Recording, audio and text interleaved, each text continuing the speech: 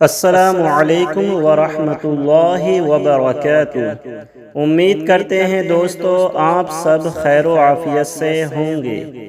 دوستو آج کی اس ویڈیو میں ہم آپ کو ایک ایسا عمل، ایک ایسا وظیفہ بتانے والے ہیں، یعنی سنانے والے ہیں کہ جس سے انشاءاللہ عز و جل آپ کی تمام پریشانیاں دور ہو جائیں گی۔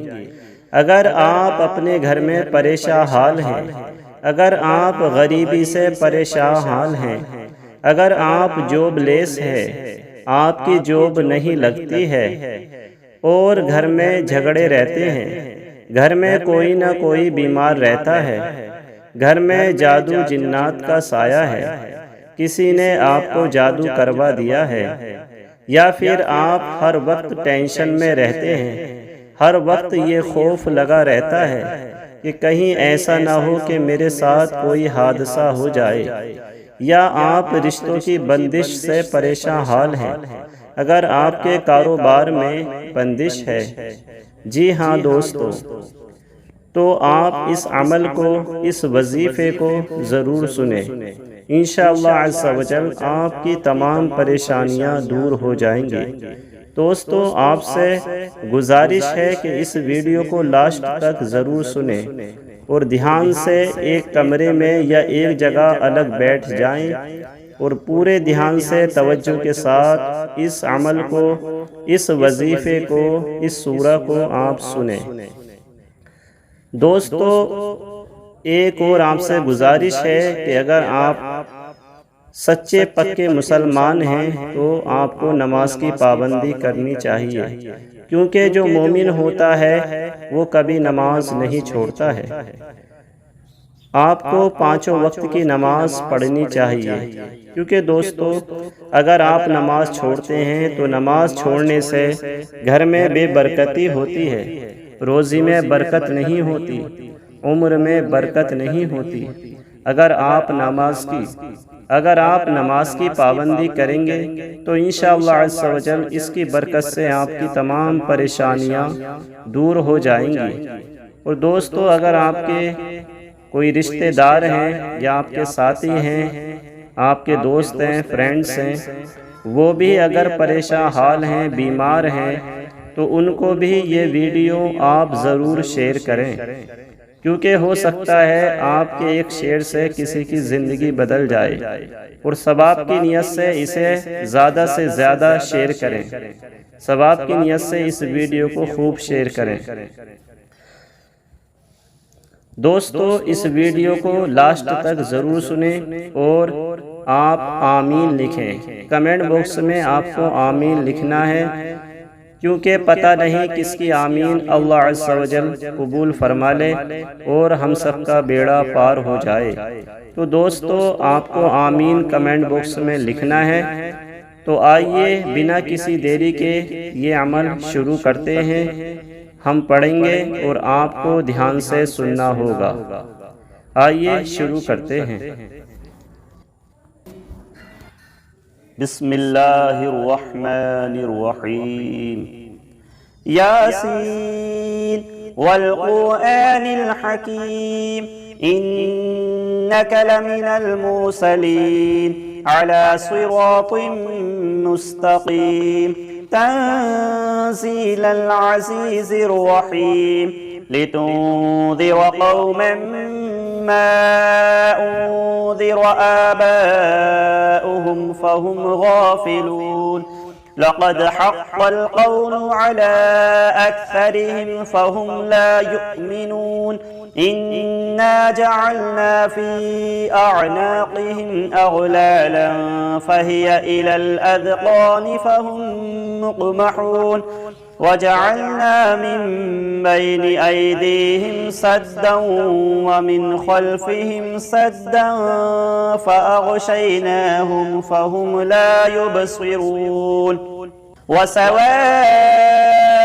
عليهم أأنذرتهم أم لم تنذرهم لا يؤمنون إنما تنذر من اتبع الذكر وخشي الرحمن بالغيب فبشره بمغفرة وأجر كريم.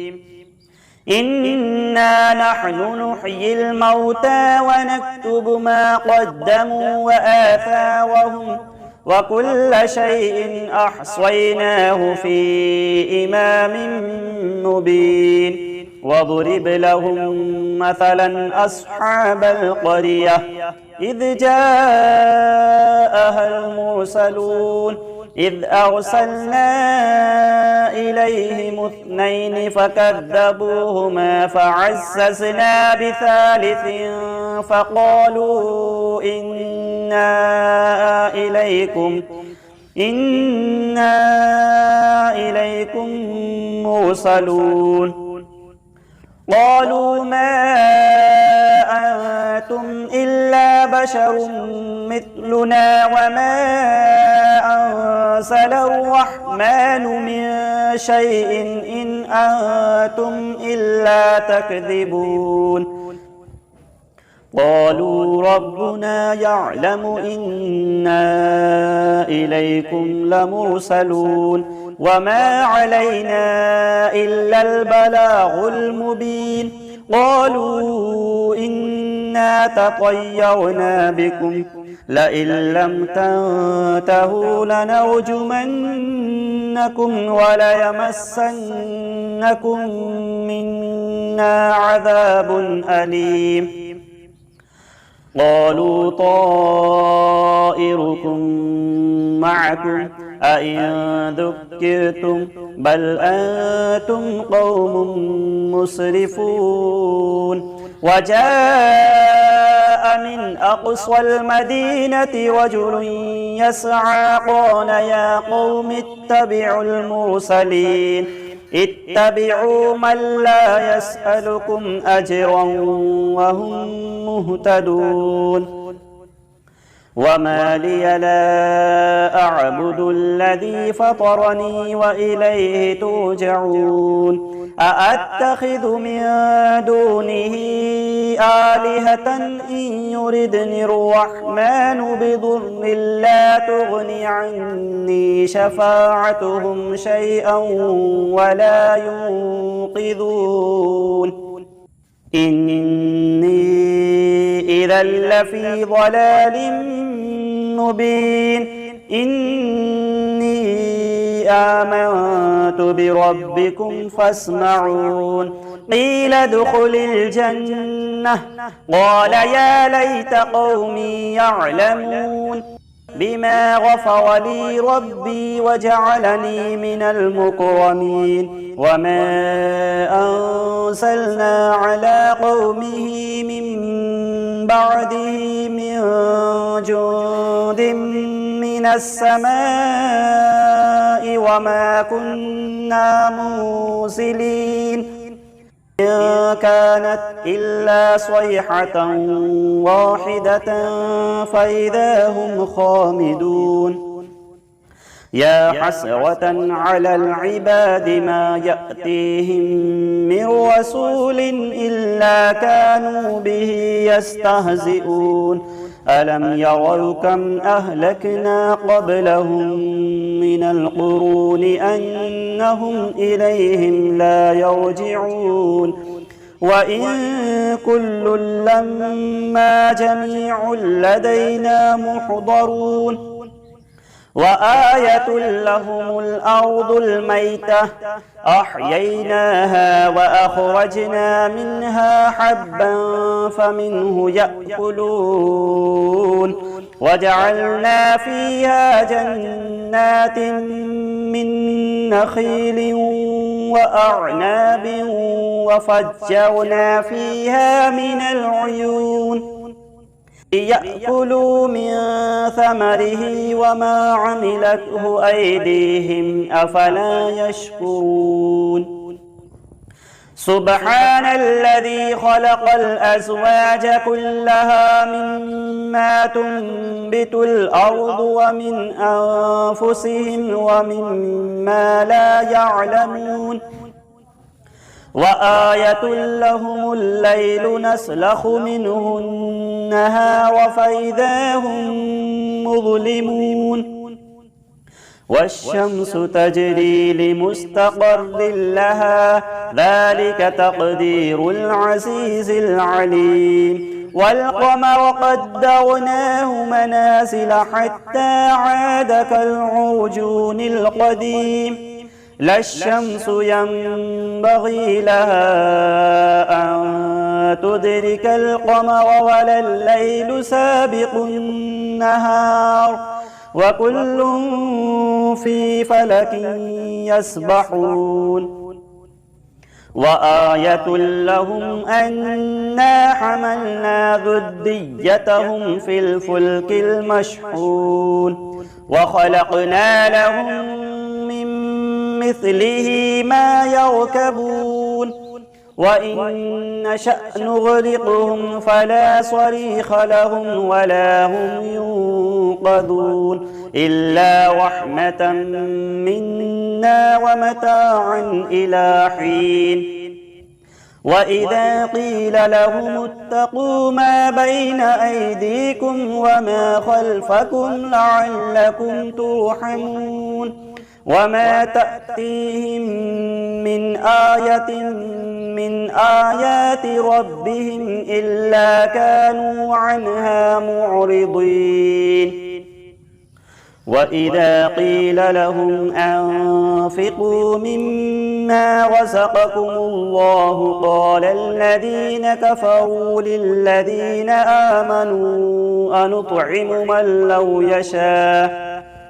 لو يشاء الله أطعمه إن أنتم إلا في ضلال مبين ويقولون متى هذا الوعد إن كنتم صادقين ما ينظرون إلا صيحة واحدة تأخذهم وهم يخصمون فلا يستطيعون توصية ولا إلى أهلهم يرجعون ونفخ في الصور فإذا هم من الأجداث إلى ربهم ينسلون قالوا يا ويلنا من بعثنا من مرقدنا هذا ما وعد الرحمن وصدق المرسلون إن كانت إلا صيحة واحدة فإذا هم جميع لدينا محضرون فاليوم لا تظلم نفس شيئا ولا تجزون إلا ما كنتم تعملون إن أصحاب الجنة اليوم في شغل فاكهون هم وأزواجهم في ظلال على الأرائك متكئون لهم فيها فاكهة ولهم ما يدعون سلام قولا من رب رحيم وامتازوا اليوم أيها المجرمون ألم أعهد إليكم يا بني آدم ألا تعبدوا الشيطان إنه لكم عدو مبين وأن اعبدوني هذا صراط مستقيم ولقد أضل منكم جبلا كثيرا أفلم تكونوا تعقلون هذه جهنم التي كنتم توعدون اصلوها اليوم بما كنتم تكفرون اليوم نختم على أفواههم وتكلمنا أيديهم وتشهد أرجلهم بما كانوا يكسبون ولو نشاء ولو نشاء لطمسنا على أعينهم فاستبقوا الصراط فأنى يبصرون ولو نشاء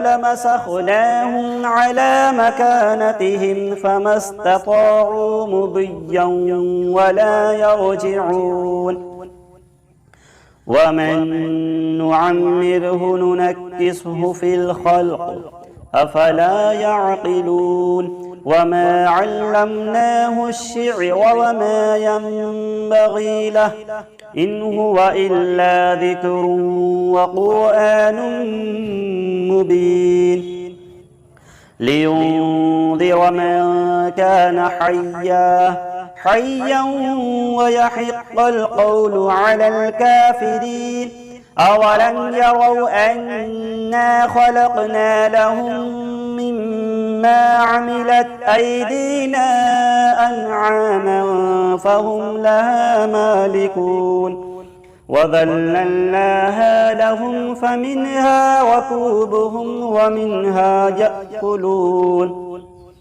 ولهم فيها منافع ومشارب أفلا يشكرون واتخذوا من دون الله آلهة لعلهم ينصرون لا يستطيعون نصرهم وهم لهم جند محضرون فلا يحزنك قولهم إنا نعلم ما يسرون وما يعلنون أولم يرى الإنسان أنا خلقناه من نطفة فإذا هو خصيم مبين وضرب لنا مثلا ونسي خلقه قال من يحيي العظام وهي رميم قل يحييها الذي أنشأها أول مرة وهو بكل خلق عليم الذي جعل لكم من الشجر الأخضر نارا فإذا أنتم منه توقدون أوليس الذي خلق السماوات والأرض بقادر على أن يخلق مثلهم بلى وهو الخلاق العليم إنما أمره إذا أراد شيئا أن يقول له كن فيكون فسبحان الذي بيده ملكوت كل شيء وإليه ترجعون صدق الله العظيم. بسم الله الرحمن الرحيم. الله لا إله إلا هو الحي القيوم لا تأخذه سنة ولا نوم له ما في السماوات وما في الأرض من ذا الذي يشفع عنده إلا بإذنه يعلم ما بين أيديهم وما خلفهم ولا يحيطون بشيء من علمه إلا بما شاء وسع كرسيه السماوات والأرض ولا يؤوده حفظهما وهو العلي العظيم. بسم الله الرحمن الرحيم.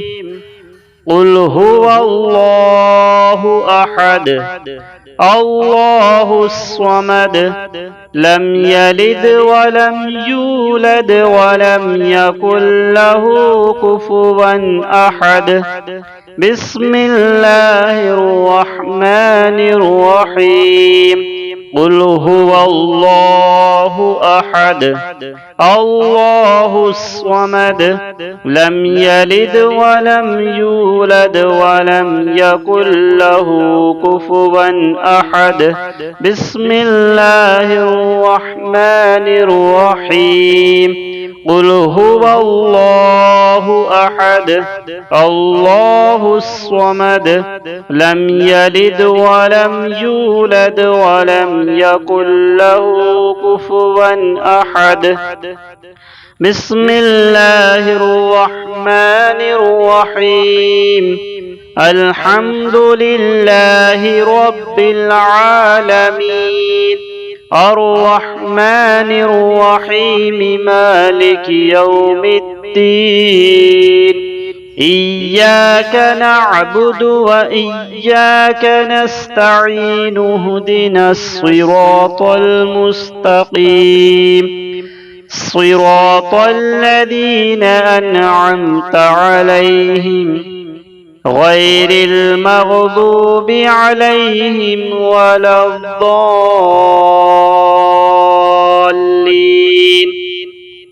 بسم الله الرحمن الرحيم. ألف لام ميم. ذلك الكتاب لا ريب فيه هدى للمتقين الذين يؤمنون بالغيب ويقيمون الصلاة ومما رزقناهم ينفقون والذين يؤمنون بما أنزل إليك وما أنزل من قبلك وبالآخرة هم يوقنون. بسم الله الرحمن الرحيم. ويل لكل همزة لمزة الذي جمع مالا وعدده يحسب أن ماله أخلده كلا لينبذن في الحطمة وما أدراك ما الحطمة نار الله الموقدة التي تطلع على الأفئدة إنها عليهم مؤصدة في عمد ممددة. بسم الله الرحمن الرحيم. قالت يا أيها الملأ إني ألقي إلي كتاب كريم إنه من سليمان وإنه بسم الله الرحمن الرحيم. ألا تعلوا علي وأتوني مسلمين. بسم الله الرحمن الرحيم. وله الجوار المنشآت في البحر كالأعلام فبأي آلاء ربكما تكذبان كل من عليها فان ويبقى وجه ربك ذو الجلال والإكرام فبأي آلاء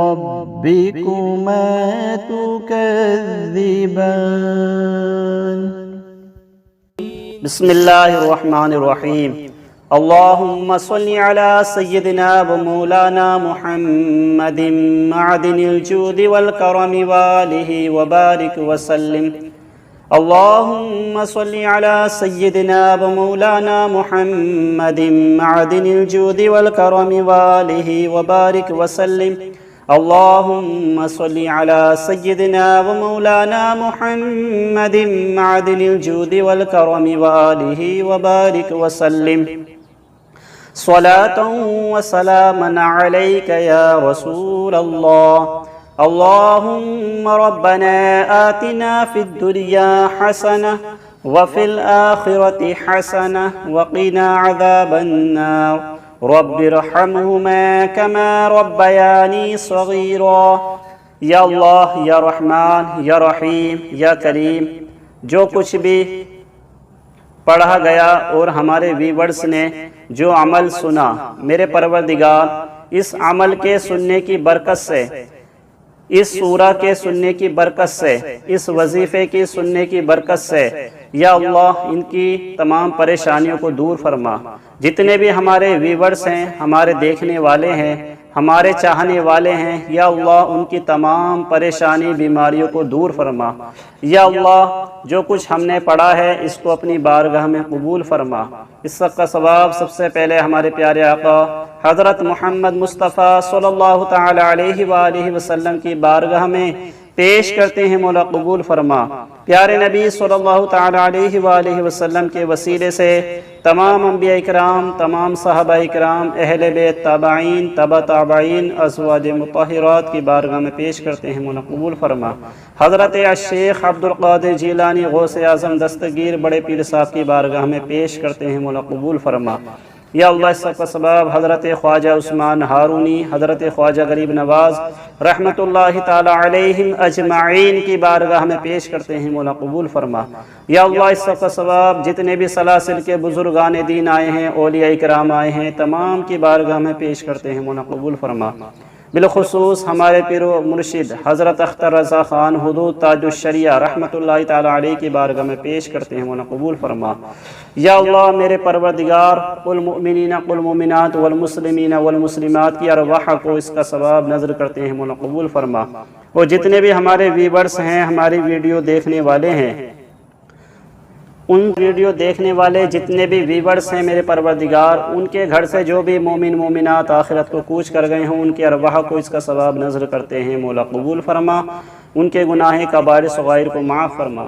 یا اللہ یا رحمان یا رحیم یا کریم، ہم نے جو یہ عمل یا وظیفہ پڑھا ہے، یا اللہ جو ہمارے ویورز نے یہ وظیفہ یہ عمل سنا ہے پروردگار، اس کی برکت سے تمام ہی ہمارے چاہنے والے، تمام ہی ہماری ویڈیوز کو دیکھنے والوں کے یا اللہ تمام پریشانیوں کو دور فرما۔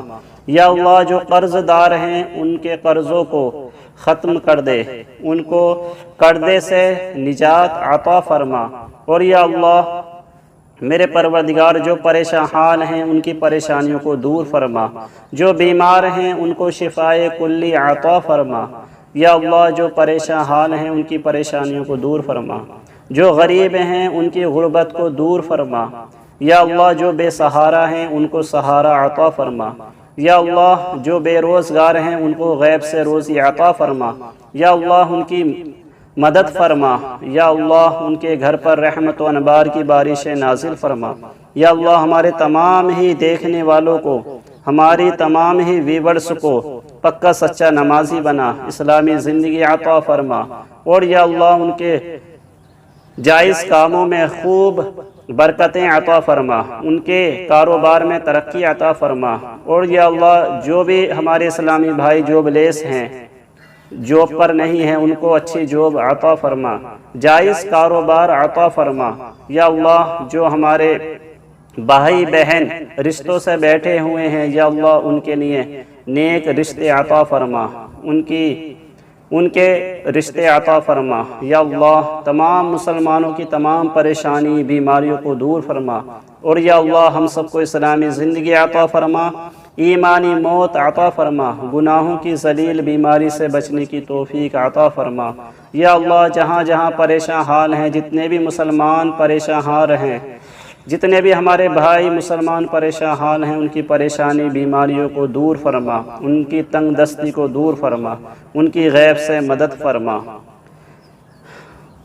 وصلی اللہ تعالی علی خیر خلقہ محمد وعلی آلہ واصحابہ اجمعین برحمتک یا ارحم الراحمین، اللہم آمین بحق لا الہ الا اللہ محمد رسول اللہ۔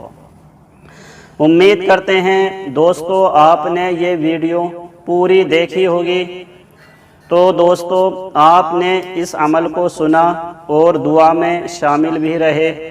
دوستو آپ کمنٹ باکس میں آمین ضرور لکھیں تاکہ ہمیں پتہ چل جائے کہ آپ نے اس عمل کو پورا سنا اور آپ نے آمین بھی کہا، اور آپ کی آمین کو اور ہماری دعا کو اللہ تعالیٰ اپنی بارگاہ میں قبول فرمائے۔ السلام علیکم ورحمۃ اللہ وبرکاتہ۔